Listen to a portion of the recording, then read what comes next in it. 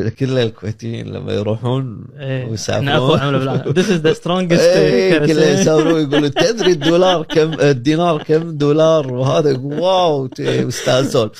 ولا للاسف في مقطع انتشر الشخص يسولف ورديت عليه في وقتها، يعني ان الدينار الكويتي هي اقوى عمله بالعالم، وهذا هني الخطأ. احنا ما نقدر نقول اقوى، يعني مثلا الدينار فيه $3 ببساطه، حسبه بسيطه. يعني هل معناته اقتصاد الكويت اقوى من اقتصاد امريكا ب3 أضعاف؟ زين. فهو ببساطه مو اقوى عمله. انت تحدد، مثلا الكويت حددت ان لكل دينار $3، تقدر الكويت تخلي لكل دينار $100 ببساطه.